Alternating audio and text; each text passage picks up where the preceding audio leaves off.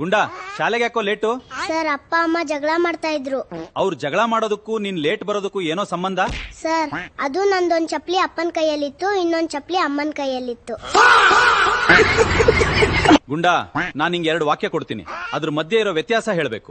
ಸರಿ ಸರ್. ಮೊದಲನೇದು ಅವನು ಪಾತ್ರೆ ತೊಳೆದನು, ಎರಡನೇದು ಅವನಿಗೆ ಪಾತ್ರೆ ತೊಳಿಬೇಕಾಯ್ತು. ಮೊದಲನೇ ವಾಕ್ಯದಲ್ಲಿ ಅವನ್ಗೆ ಮದ್ವೆ ಆಗಿಲ್ಲ, ಎರಡನೇ ವಾಕ್ಯದಲ್ಲಿ ಅವನ್ಗೆ ಮದ್ವೆ ಆಗಿದೆ ಸರ್. ಗುಂಡಾ, ನಿಮ್ ಮನೇಲಿ ಎಲ್ಲರಿಗಿಂತ ಚಿಕ್ಕವ್ರು ಯಾರು? ಅಪ್ಪ ಸರ್. ಅದ್ ಹೇಗೋ ಗುಂಡಾ? ಯಾಕಂದ್ರೆ ಅಪ್ಪ ಇನ್ನು ಅಮ್ಮನ್ ಜೊತೆನೆ ಮಲಗ್ತಾರ sir. Sir, I am going ಅಂದ್ರೆ ಏನರ್ಥ? ನಾನ್ ಹೋಗ್ತೀನಿ. ಸರ್ ಹೇಳಿ ಸರ್ ಪ್ಲೀಸ್. ನಾನ್ ಹೋಗ್ತೀನಿ ಅಂತ ಹೇಳ್ದೆ ತಾನೆ? ಅಯ್ಯೋ ಸರ್, ಅದೇಂಗ್ ಹೋಗ್ತೀರಾ? ಉತ್ತರ ಹೇಳ್ದೆ ನಾನ್ ನಿಮ್ಗೆ ಹೋಗೋಕ್ ಬಿಡಲ್ಲ. 1 ರಿಂದ 10 ಹೇಳೋ ಗುಂಡಾ. 1 2 4 5 6 7 8 9 10. ಆಯ್ತು ಸರ್. 3 ಹೇಳೇ ಇಲ್ವಲ್ಲೋ? 3 ಸತ್ತೋಗಿದೆ ಸರ್. ಯಾರು ಹೇಳಿದ್ದು ನಿನಗೆ? ಬೆಳಿಗ್ಗೆ ಪೇಪರ್ ಅಲ್ಲಿ ಬಂದಿತ್ತು ಸರ್, ರಸ್ತೆ ಅಪಘಾತದಲ್ಲಿ 3 ಸಾವು ಅಂತ.